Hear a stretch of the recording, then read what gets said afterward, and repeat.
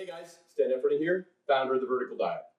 We provide a simple, sensible, and sustainable solution to help you reach your health and fitness goals. First, get started with our easy-to-follow Vertical Diet ebook, which includes a quick start guide and sample menus to customize a diet plan that fits your goals. Second, use the My Vertical Tracker app to help you monitor and maintain your progress. And third, for our busy clients who are always on the go, let us do the cooking for you. Our Vertical Diet Meal Prep Company offers free shipping for your favorite meals delivered to your door in the US and Canada.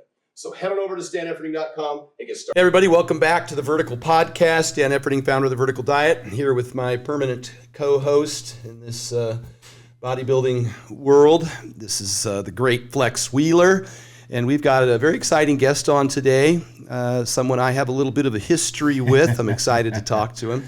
And I have a extensive history. All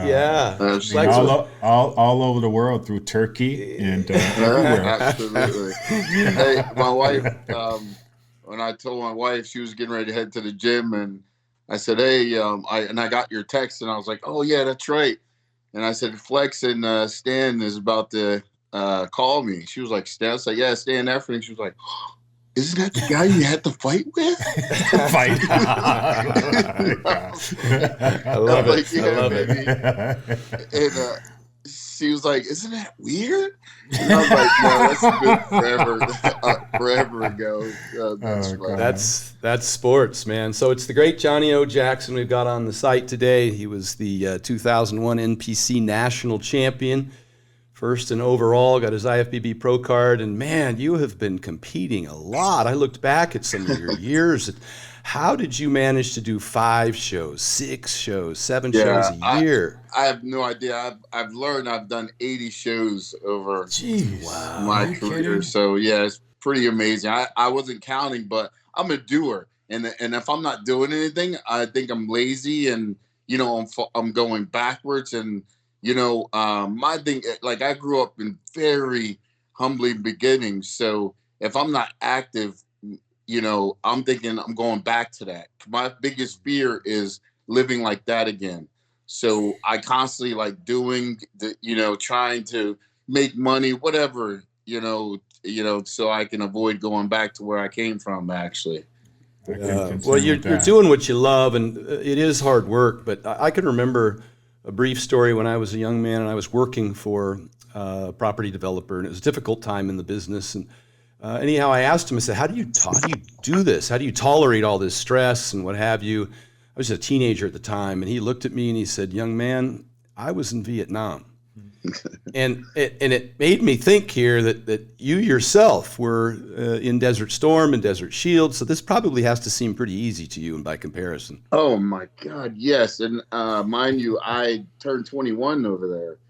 We left country January 7th, and my birthday's January 30th, actually a couple days from now. So I was sitting on the cot over in Saudi at 120-degree weather going, hey, I'm 21 today, lucky me. See, I think we lose sight of that a lot of people think they're going to war in the gym, and you train harder than anybody, but just to put it in perspective, that this is something that we get to do, not something that we have to do. Yeah, for sure. That's somewhat why I'm the way I am, because this is such a blessing, and guys really lose focus on that. Like, not everybody get to do what we do. And especially at the highest, peak of it, of course, I would love to have a career like Flex Wheeler, like everybody else. My God, you got to be careful. It's a total honor, Flex, for sure, to be here sitting, not physically with you, but still across from you, talking with you. It's always an honor, man. I can't explain it to you. I really truly appreciate is, it. and I'm sure everyone would feel the same way. Much respect, and it's such an honor just to hold conversations with you, for sure.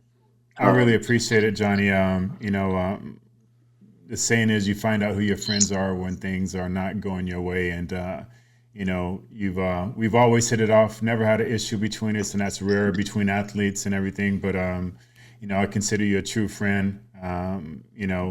love watching you compete on stage, and you know, for an old geezer like me to see somebody like you out there still kicking butt and taking names, man, it's gonna be very pleasurable sitting in the audience watching my boy up there get down again.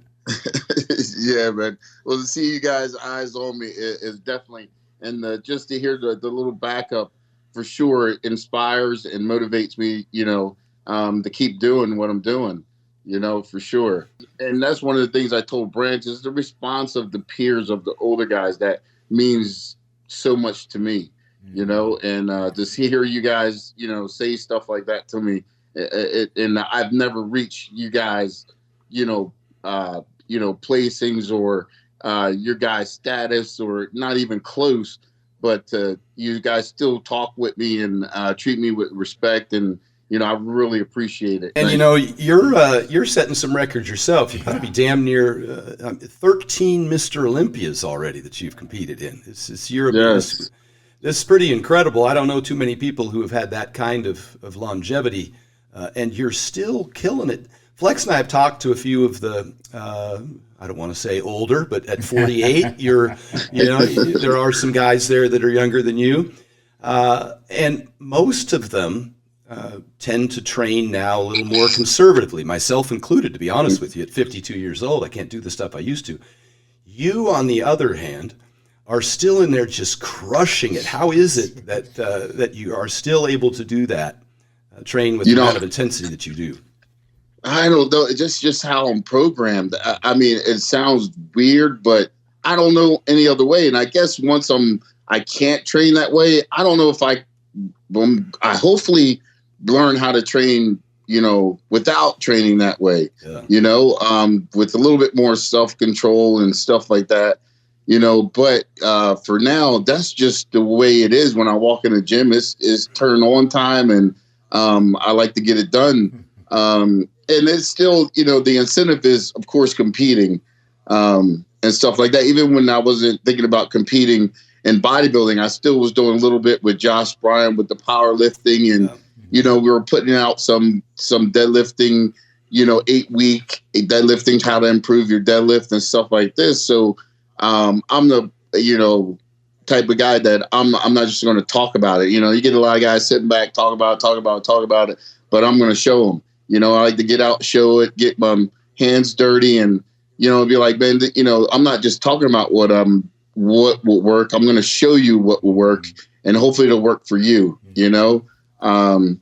So yeah, it's like I said, I'm a doer, not, you know, a talker. So, you know, it's either put up or shut up. Yeah, we've seen that throughout your career, and obviously the results speak for themselves. And just for people who haven't been following very closely, Johnny's still pounding out 315-pound close grip bench presses for reps and 400-pound squats for reps and 100-pound front dumbbell raises. You're doing some ridiculous stuff in there. My body aches watching you do that stuff, to be honest with you. But I also noticed that you do a lot of sets really, really under control with some lighter weights with very strict technique to get an enormous amount of volume in as well. Is that working as well for you? Yeah, for sure. We always done it. We've not always showed it, but right. You know, even, you know, this last ordeal with Branch and stuff like that, and he, you know, having a little bit of trouble filling some stuff out. So we now, you know, more than ever, you know, we'll do our heavy stuff, but we'll still, you know, at the end of the, you know, at the end of the sets or at the end of the exercise, we'll choose like a really light weight and just pound out some reps just to move that blood. Yeah. You know, because we use heavy weight and get a lot of blood pumped in the muscle. Now we need to move it to where we want it to be moved to.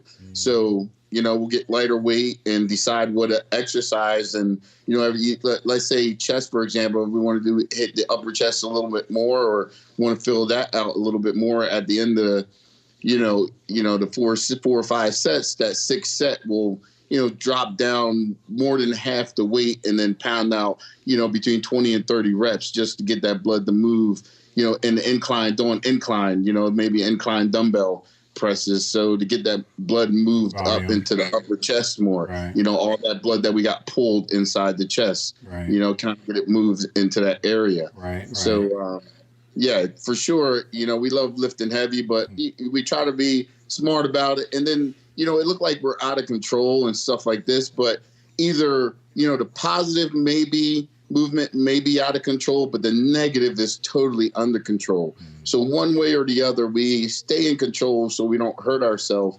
But, you know, if you're on the outside looking in, it just looked like chaos. Have you always been strong, even when you were younger? I mean, sports and everything like that. Have you always been strong? Yeah, I'm kind of weak now considered, you know, when I was younger. When I was younger, it was just stupid. When I was a little kid, I used to, you know, in high school, for example, when I was a freshman, I remember this guy, Nunzio Costa. I think this kid weighed 200. He was like 275 pounds or so. In high school? You know, and he was a senior. And we're in the high school gym messing around and stuff like that. All the football guys, I think we were weighing in or getting pads or something like that. And there was mats on the ground. And, you know, everybody, you know, challenged me. Was I able to pick him up and body slam him?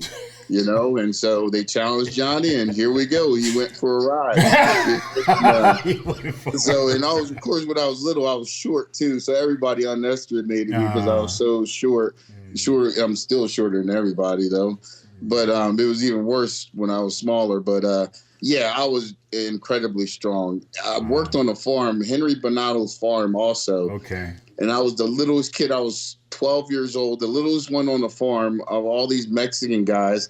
And I was the only one. I was the only one at the end of the belt, you know, stacking the peach boxes. So all these guys, older guys, are like picking the ones out, you know, the bad ones out down the belt, or you know what I mean, doing whatever. And then it all get into this box, and I'm like stacking these boxes 7 feet high, like, you know, I'm on my tippy toes trying to get them up on top of the, you know, pallet and stuff like that. And I'm like, at one point I'm looking like, why am I down here doing this? And all these grown men are up there picking peaches off the line. You know, it was crazy, but I was always stupid strong. You know, Johnny, you mentioned Branch Warren, and I did a YouTube video one time back. It was called "The Reason Why Westside Barbell Athletes Are So Strong," and the gist of it is that they were training with savages under Savage coach with a bunch of great hardworking athletes. How important has it been? And it's so great to see you reuniting with Branch for this Olympia or for this Arnold. How important has it been to have somebody like that pulling so much out of you on a consistent basis to compete against? I can't even explain it. We were talking about this the other day. I was talking to Branch about this, and tell him, don't make any mistake. Like, I'm so motivated because he's got my back. We're going tit for tat. He's there every day. He don't have to do this at all. He's more of a family man, got all these businesses going, busy as all get out, and he shows up every day with me. And it's someone I look up to, I admire, as a human being, as a businessman, as a family man. And for him to do that is awesome. And it's like Flex said, when you find out who's your friend when, push come to shove, or, you get backed up in the corner. And I don't feel like I'm backed up in the corner because, you know what I mean? They got the Arnold and the stacked lineup. And but I'm ready to fight because I got him. What better backup, right. Could you have? Right. And it's awesome. But I have to say, he need to call me and say thank you, because he's gotten big as all get out these last 3 weeks. I was looking at him like, holy crap, man. So yeah, that might tempt him to come back. Improvements too. Yeah, I know. I've traveled extensively with Branch, and man, he's always spoken incredibly high of you and how true your friendship is, and even in certain situations where somebody was putting, someone down, and man, I mean, his whole face and demeanor would change, and he would speak up and then mention about you. So you got a true friend there, but I've always asked him, are you going to come back? He goes, man, I train like it. I want to. And then when I try to come back, he's like, damn, well, maybe if you're doing it, I can try. But I'm wondering now that he's actually getting in some real good training and stuff like that. Is there any temptation of him potentially coming back? Well, for sure. Of course, I know, the inner and stuff like that, inner workings and all that kind of stuff. And he want to compete way worse than I do, to be all honest. He won't tell you that, but he's biting at the bit to compete. But, you know, he's proud and, you know, prideful, and, you know, he set a standard for himself. Yeah. So there's no way he'll step back on stage, you know, unless he can bring that same package or better, actually, than when, you know, he decided to step off stage. And, you know, we're a little bit older now. No, not at all. Like this. So, not old you, at all. you know what I mean? Whether that'll happen or not, you know, he, you know, I mean, we all know Branch. He has the will, you know, to do whatever the hell he wants to do if he put his mind to it. And that's the God honest truth. And like I said, he wants to do it, but I'm sure he wanted to do it if he did it, it would have to be in the right way. He would have to look, you know, magnificent. And so he can, you know, continue to spread his word and his ideas and, you know, his motivation out to his fans and the world and stuff like that. So I'm sure, you know, any imperfection, you know, is going to affect him. And he's going to, you know, he's going to back off of it. So you never know. Stranger things has happened. That's true. I remember everybody always asking me if I'm going to compete in powerlifting again. I'm like, are you kidding me? Once you reach a certain level, you just, you know, after that, you just kind of, you know, you don't want to go back and do less than that. But still, Branch is extraordinary. It's very time consuming too. I mean, you have to commit a lot of time to it. And you have one child, just got to be 10 years old now, your daughter? No, but she is here. She's biting at the bit to get on. So. Is she? Well, yeah, she's got to say hi. How old is she now? She's 11. 11, yeah. I can remember you just had her back in 2010 when I saw you at the Phoenix Pro. You guys had just had the baby. And look at her, oh my God, how quick they grow. Yeah, she looks tall. Yeah. Beautiful, man. She is. She's almost taller than, well, that's not saying that. But she's almost taller than me. Wow. For sure. I hate it. I mean, I walk around the house looking at pictures going, my baby's not going to be this small anymore. I know. Yeah. You know, do you know how many times your father has posed and dedicated his song to you? So many times. We actually had a couple that, you know, when she got a little bit old, I think, when you were 4, I guess we started doing a little bit. I would point to her while I was on stage while I'm doing my routine and we wild out together. Beautiful. Yeah, you know, you just lead by example. I have a 7-year-old and a 5-year-old, and they and I go out in the garage. I have a little gym in the garage, and so they come out and they do little lifting. And has your daughter been doing some of the same, just watching what you do? Now she kind of picks up on that. God. Well, she's been going to the gym with me since she was a baby. Yeah. Everybody still asks about her. Like when she's not with me, they're like, "Where's Georgia? Where's Georgia?" Since she was a baby in a little pack, walking on the treadmill with her head bouncing and I'm doing cardio.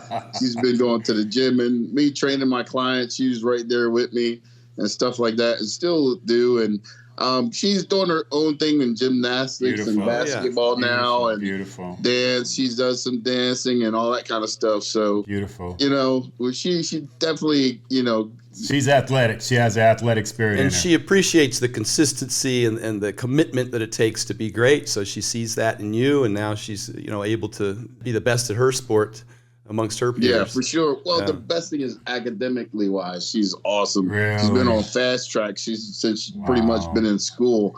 So that's the key, education. And all that other stuff is great, you know. Yeah. But education is definitely is the key. When's her birthday? My daughter's 11. My youngest daughter's 11 also. When is her birthday? December 30th. December 30th. Okay. All right. Yeah. Oh, that's awesome. Yeah, I thought we were going to share a month because mine is January 30th, and I thought maybe she's going to go January 1st, maybe 2nd, and she was like, "Oh no, I want my own month." Yeah. Oh wow, she wants to be her own person. Yeah, she wants to be my own person, and at that, I'm going to have it the same day but different month though. I'm gonna really mess with them. So I got to know. So you got almost 6 weeks now to the Arnold, and you're pretty strict on your diet. What are you eating right now? Oh man, well I'm working with George Farah. Okay. He's doing everything. So it's basically, morning 12 egg whites and what I have is 12 egg whites. And now you got me thinking because I got to pull it up to always do it. And it's 5 ounces of grits now. And then 3 hours after that, it's salmon, 7 ounces of salmon and a cup and a half of white rice. and then 3 hours after that is 7 ounces of chicken and a couple of white rice, and then pre-workout nitric acid and an apple pre-workout, and then after workout I get a whey, 75 gram whey shake, and then 30 or 45 minutes after that a Gatorade, and then tilapia fish, white fish, and asparagus, and then salmon again, and asparagus, and then 12 egg whites and asparagus or any kind of green vegetables. Wow, yeah. You actually get a cup and a half of rice, man. I would just be salivating at the mouth. Yeah, for sure. Some rice there. Yeah. So I was curious. Then, does Georgia bring over and open up a dessert in front of you these last 6 weeks? And, no, not really. It doesn't bother me. She's a horrible eater too. She don't. I mean, God, she loves just chocolate and junk. I mean, it's crazy. We let her get away with it. It's kind of like you would think. Even my wife, she runs marathons, and she's kind of not a health nut, but eat good. But we let our kids do whatever they want, and that's one thing we said we wouldn't do. I know, but I mean, it is what it is. I get it. What's funny, and I've said this before on other podcasts, but I was at the NSCA conference this year, and Dr. Jose Antonio, who's president of the International Society of Sports Nutrition, has 2 college-age daughters, and he mentioned there in his seminar, the presentation, he said, just make sure they get 1 gram of protein per pound of body weight and let it go from there. So yeah, I try and I had it good in the beginning when she was really small. Yeah, I fooled her in eating egg whites and grits. Right, because I'll get up and eat. I eat that on the off season. I love grit. I grew up. I'm not a country boy. I was born in New Jersey, but my parents are from Georgia, and so we grew up eating grits and all that kind of stuff. So I would, make some grits, egg whites and some grits, and while she was a baby, and she thought it was like big time because she would sit back here and eat with me and stuff like that. Yeah. And then at one point she got her own fork and would come, and I'm like, wait a minute, I didn't eat that. I didn't make that much now. It's getting a little bit big now, So then I had to make her a separate bowl after a while. But then as she gotten older, it's kind of like reverted to cereal, and more cereal. Right. It's crazy. The upside for me is that if they're pouring milk in that, then they're getting protein, so I'm happy. There you go. I'm fine with that. Let's take people back. Been over 10 years now, and even though it still tends to be the first thing people mention when they talk about you or I is the world's strongest pro bodybuilder. Oh yeah. And that was an exciting time just to kind of give people an actual insider look at how that went down. I had just earned my pro card, and you and Ben White were set up to compete in the world's strongest pro bodybuilder. And so I reached out to see if I could get in the thing. And obviously I was too late and had never competed in a pro show. So as you recall, Robin Chang got together with us on a conference call and said, hey, look, we'd like to set up a world's strongest pro bodybuilder for next year. And then, you and I spoke briefly with Robin, and we thought that was a good thing to get behind, and we started promoting it. And then things got ugly from there. Then my buddy Mark Bell, Mark, everybody knows Mark now, but back then he was much the same. We started shooting all these videos where I was just tossing out so much disrespect and mad talk that everybody really got behind it. I think it was hugely followed. I was shocked by the number of people that got behind the whole world's strongest pro bodybuilder thing.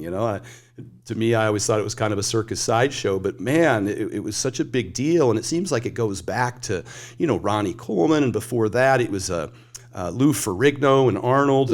Well, before that, even before we did that, myself and Ben White, even before that, I actually talked to Jim Mannion.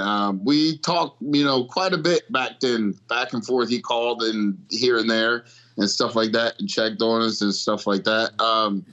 And I came up with an idea, and I was like, hey, and Ronnie went to Stroud's a lot. Him and, the owner of Stroud's, Kirk Stroud, they're really, really, really, really, really close. Right. So, and then back then, Ronnie trained there quite a bit.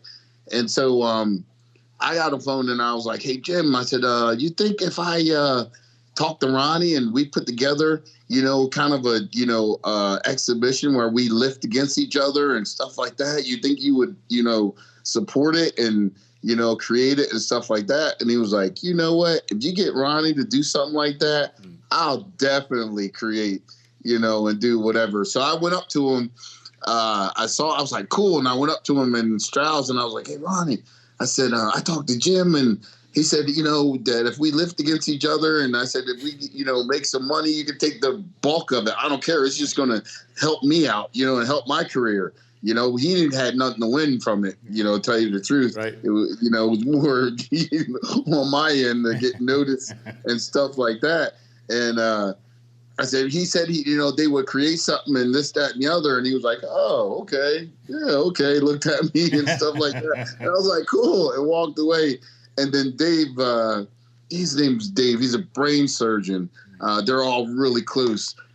He came to me later on and was like, yeah, when you walked away, Ron, he was like, yeah, that's never going to happen.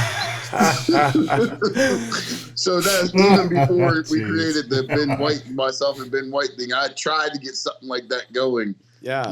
Just because of, I seen how Ronnie lift and everybody was all into that. And I discovered how strong I was because I really didn't. Everybody think I came from a powerlifting background. I never did. Even in the military, they were trying to get me to powerlift, but I really wasn't interested in it. I was trying to find a bodybuilding team while I was in the military, but they don't have a bodybuilding team. They only got a powerlifting team. And Johnny Graham, matter of fact, was the coach. I don't know if you heard of him or know him, Johnny Graham, but he puts on a lot of powerlifting meet and stuff like that. But he was the head coach there in Fort Hood for powerlifting and stuff like that. And I talked to him and stuff like that, but I just wasn't interested in it. Right. And so happened, Steve Goggins, he had held the record with squats. At one point, it was 1,033 when I met him. And he saw me in the gym lifting and he was like, holy shit, Johnny, you're strong. You should power lift. And I was like, okay.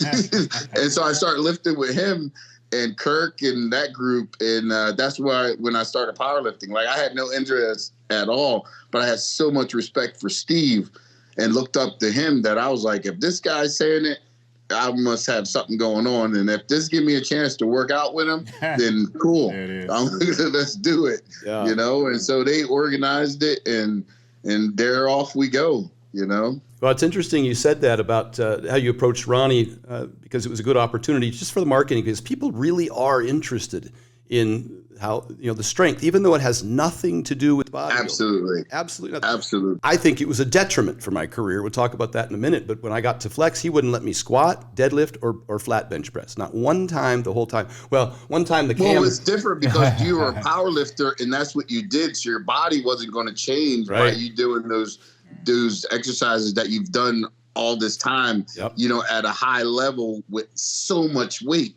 You know what I mean? So that wasn't going to activate your muscles to get them to grow by, doing those movements. Absolutely right. So I totally understand that. Yeah, and there was one time we were down in Venice doing a video shoot. Yeah, and it was Venice. We had to please let me bench for the video because I wanted to throw some weight on the bar. But other than that, we didn't. No, that was smart because you would. There's no. I'm not going to say there's no way, but it would have been. Yeah, you would have had been hard struggle to gain any kind of muscle size, full muscle bellies and stuff like this. By, doing those powerlifting movements, something that your body was used to. Yeah, it's all, joints and leverage. And Flex got me the best shape of my life. I was the fullest and looked the best I ever looked. I never again achieved that condition because I focused so much on powerlifting after that point. And I wasn't able to... Peanuts and almonds. Yeah, people don't get it.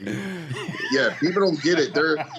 They really are two different monsters, and you have to be conditioned. Like a lot of times, me and Branch, a long time ago, we would, tend to get with Josh Bryan and have him train us for a while in powerlifting. You know what I mean? And improve our thickness and stuff like this. And half of the time, within 3 or 4 weeks, he would, pull something or kind of have aggravation with something because his body wasn't built, for powerlifting. you know, or I'm not gonna say he wasn't built for powerlifting, but he never done powerlifting extensively for his body to be able to handle it.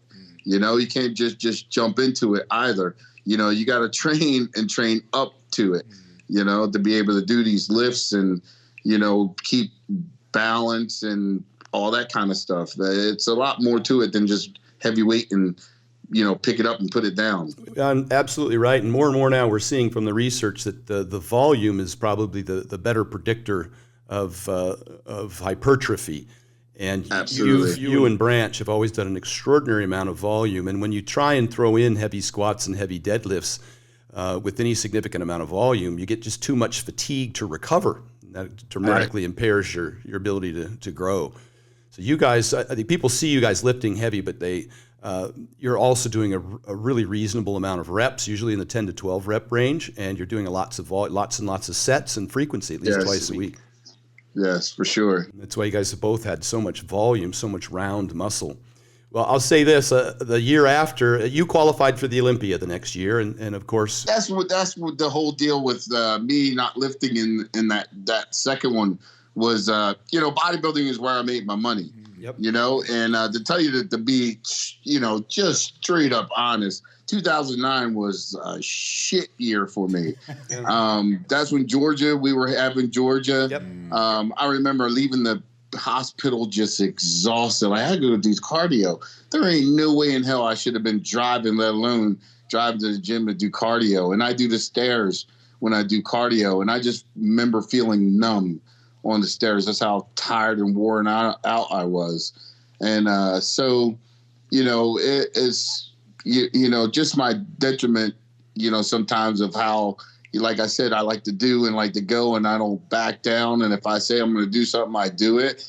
And that's one of the times that I hurt myself that year, because I was losing, wasn't growing, wasn't eating, wasn't getting any sleep, stressed out of my mind because, you know, we had a really, you know, complicated, you know, pregnancy and stuff like this. And so, you know, yeah, it took its toll, and I was having a shit year, and I couldn't qualify for the Olympia for nothing.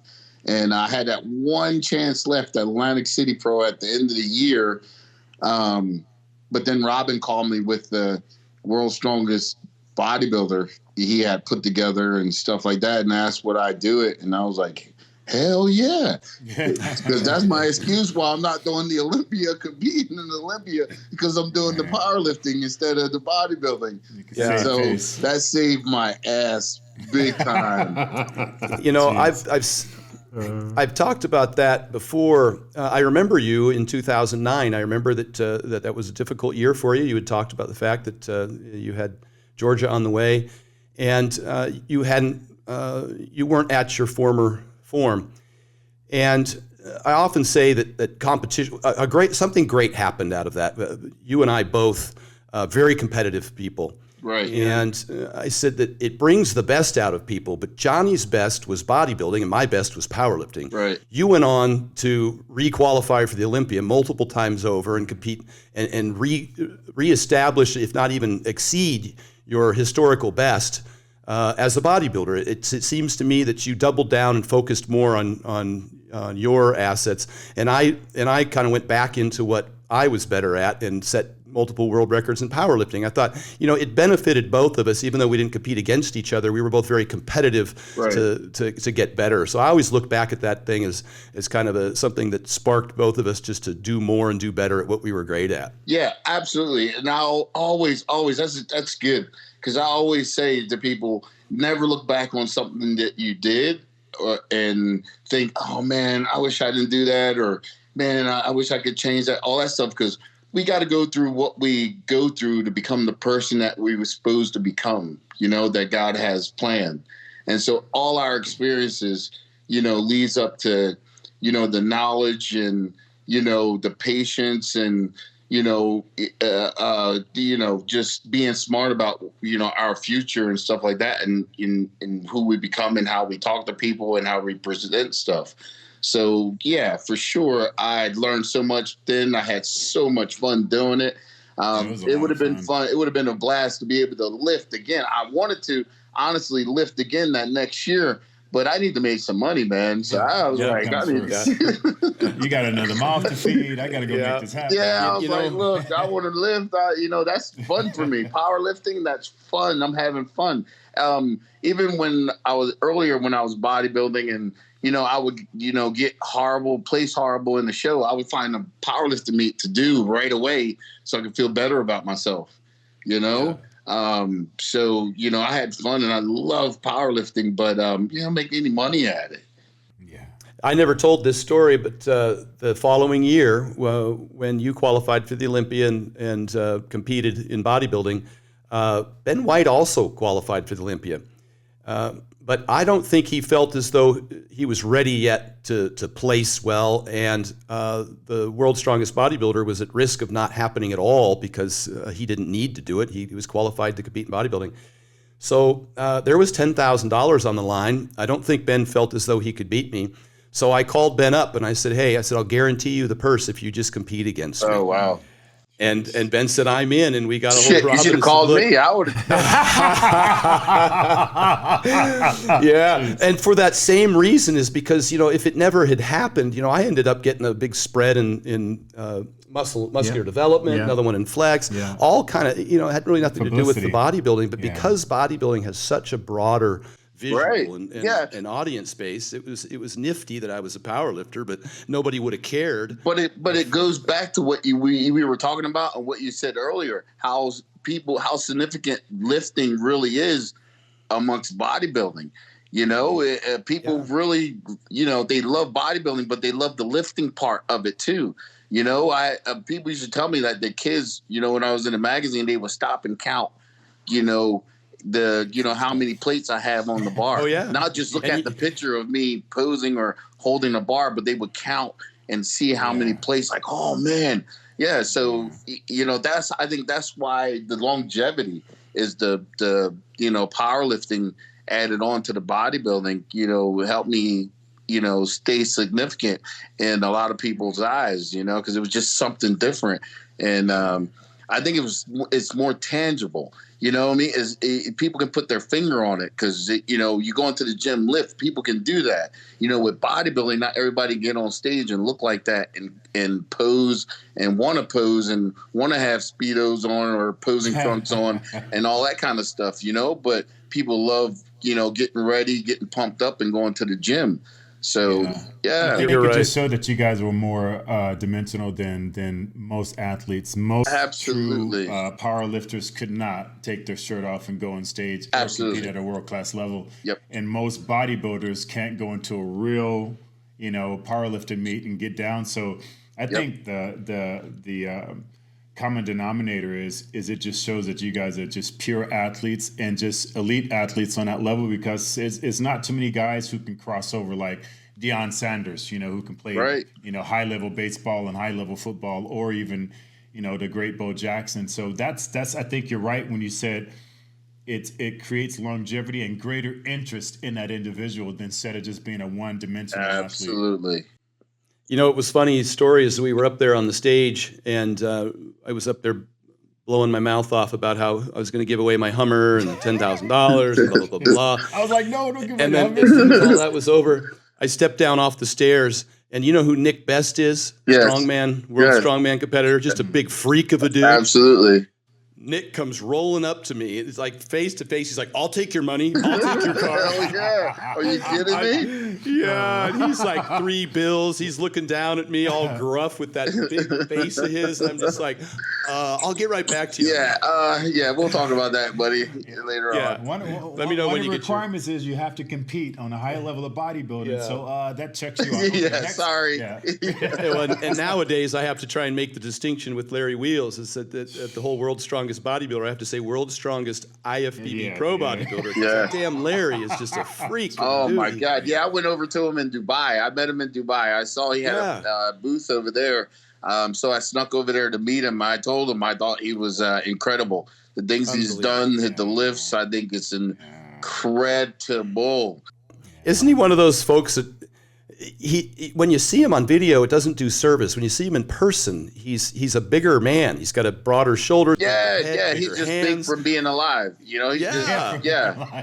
Yeah. He doesn't have the same kind of volume as a bodybuilder were yet. He's a young man. But you still can tell. You know, he doesn't need all that. You know, just being in his presence is like you can. You know what I mean? He's dense enough. You know what I mean? And within himself to where this guy's more than a good-looking guy with glasses on.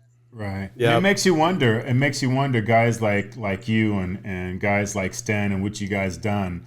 I actually think that helped created this new generation of hybrid bodybuilder powerlifters, and obviously because of the media, they don't have to go on stage, but as long as they diet hard and look pretty good and can throw up some weight, I don't think that probably would have ever happened if it wasn't guys like you at the forefront who jumped into both and done it extremely well, because who would have thought of it? It takes someone to think of something first for people to better that. And now you have people like Larry Wills, who's obviously a beast, and you want, for me as an athlete, as a pure athlete and a pure competitor, I want to see people do better than I did. Right. Because that means the sport is that the sport is progressing. So, you have people like, Larry Wills and all that, and I think they're just hybrid babies of what you guys did before, or else it wouldn't even be a platform for that to be seen, For sure. And sorry, Stan, but I'd listen to this, but he's a black man too. So that just warms my heart to see that being successful and so strong. You know what I mean? Right. Absolutely. I have none of that in me, but I'm just saying, just being real, it's real. I'm proud of him. And, I love the fact because, like I said, I have a young son, of course, a young black man, and for him to have him to look up to, you know what I mean? And maybe he'll have a son and so on and so on. So, for sure. And I have nephews and stuff like that, and they watch him. And it's just good to see, you know what I mean, us come out of, because where I'm from is not a whole lot of the diverse stuff going on. So they're stuck into, what they see right there. So, it's all man. So it's good for them to see other people of, color doing different things. And like, you don't have to play basketball because you're black and stick with that. Right. You know what I mean? You know what I mean? So it's pretty cool for me to see absolutely these guys be successful. And I cheer all of them on. Yeah, definitely. T-minus weeks out from the Arnold Classic. Give us an update on how do you think you look compared to before, how things are going. I've been watching your videos on, obviously on Instagram, and it's still, you're still carrying that thickness. I always hated you and Brent for having that full chest, and I would always tell Brent, aren't you worried that it's going to tear? And he goes, what do you mean? I go, it's just so freaking big and full. That's funny. I mean, how much more volume can you put in there? So give us an update on how things are going. Yeah, things are going great. We talk about it quite a bit, and Brent is like, man, like nothing's changed. I haven't skipped a beat, for sure. I'm really excited. In the 2 years that I did take off, I'm refreshed. My skin, Sean, matter of fact, Sean Roden stopped by. I was at LA at the LA Fit Expo, and Sean was walking by, and I was like, whoa, I even forgot about all his ordeal. I was so excited to see him because I hadn't seen him in so long. And I was like, oh my God, Sean, come here, man. I think I got him by surprise. So I think he maybe thought I was going to be a little bit standoffish or a little bit like, hey, man. But I was like, oh my God, hey, come here, man. Oh my, look at you. You look good. And he's kind of like, okay. And he was like, man, Johnny, what are you doing? Look at you. And I was like, man, I'm going to do the Arnold. He was like, man, you look good. He was like, look at your skin. Your skin's thin too. And he was like, man, I got to watch out for you. I was like, yeah, okay. I was like, you couldn't say nothing better to me than that, for sure. But everything's going good, Flex. Thanks for asking. I feel good. Like I said, I feel refreshed. Everything happening really quick. Even I send George, every week, send him progress pics, and he's like, holy crap, things are happening quick. And George, he's always like, come on, you got to diet hard and everybody else don't it. I'm like, I am, George. I thought the pictures look good. And he's still like, come on, Johnny, you can't let yourself down. You can't, I'm like, God damn, George, I thought these looked good. But then at the end, he's like, man, I like the way the progress is happening really quick now, And so, things are looking good. And every day I'm motivated. Every time I look in the mirror, I get motivated that I'm ready to go to the gym. and put it that way. So we'll see what happens. I don't have any, honestly, like I'm gonna do this or any expectations, but to just kick my own ass enough to where I don't Get up there and be the if I best gotta you can be drag at that my point in ass up time. on stage, I don't give a shit, and I'm gonna be peeled and deal with everything else afterwards. Well, I tell you what, man, I will definitely be looking forward to seeing you up there on stage. All the guys that I know and I competed against, and even some of the young up and comers, I just live vicariously through them. Of doing just a great sport that I love so much, and they can still do it. So, man, it's going to be exciting to see what you bring up there. Definitely. Yeah, we're both going to be there at the Arnold, and you won't hear me running my mouth. I see what you're lifting. I'll be back and go, pity the fool. Will not happen. We should take a minute because none of this happens without your great sponsors. You've been working for quite a while now with Mutant. It's been a real win-win for you. Yeah, I've been Mutant for a long time now. They really are a great company. I appreciate everything they've done for me over the last. I signed with them in 2012, so it's been a while, and they have had my back. They surely have my back, and I was just out at the LA Fit Expo repping Mutant. We just came out with a new brownie, Mutant brownie. It's awesome. It tastes awesome. You guys, if you haven't tried it, you got to try it. I'll just send you my address, no problem. Yep, for sure. Absolutely. We'll get a box. Definitely. If you're Flex Wheeler, we'll get a box out to you, man. I'm not kidding. I'm not either. I don't care if I got to buy it myself. We'll get a box out there to you for sure. Absolutely, man. So yeah, it's just exciting for 2020 for Mutant and myself, and the new things that we got planned on being at the FIBO. Body Power, the Europa, multiple shows out here repping and, showing the products off. And also still signed with Gasp as well. And that's going great. And, actually Gasp is somewhat of the reason why I'm competing again, tell you the truth, because, I wasn't with them in 2017, but we re-signed in 2018. And with that signing, we start pushing out some videos, and then, training for the videos. And, I'm somebody real. Like, if I can't do it, then I'm not going to preach it. I'm not going to try to fake it and try to show it if I can't do it.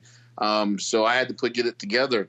And then me and Branch, since I was with Gas, we started scheduling video shoots together because our schedules weren't really meeting up to the train anymore. But the video shoots we would, and then we went on the tour in China for 10 days in December, the Iron World Tour. Mm-hmm. Yeah. And we really got back in sync, with that, cause we had to represent for the US, over there. Cause they were throwing all these, Chinese guys at us, and the strongest Chinese guy and this, and he this and that and everything else. And he can do flips and whatever. So yeah, we had to put it together, and represent. Right. And so we did, and came back home, and it just made sense, and moved on down the road, and it just snowballed into this. All of a sudden I was like, I couldn't answer why not anymore, Right. You're going to compete, why not? It's exciting to have you back. Really appreciate you coming on. You got a little less than 6 weeks, and we'll be looking forward to seeing you when you're out there, brother. Thank you. I appreciate you guys, and thank you for having me on here. It's been awesome. And thank you for the platform. I really appreciate it. And I'm sure all the athletes that's come on here, they appreciate you guys too, for doing this and giving us a voice, and let people know what we're doing and how we feel about different things. So without you guys, people wouldn't know what's going on, or we wouldn't be as significant. So really appreciate it.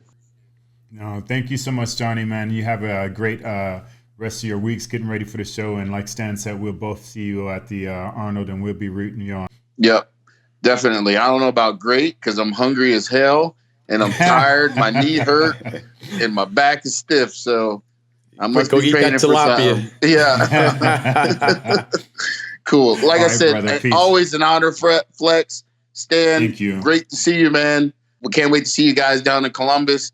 And we'll see what happens from there. Hey guys, Stan Efferding here, founder of the Vertical Diet.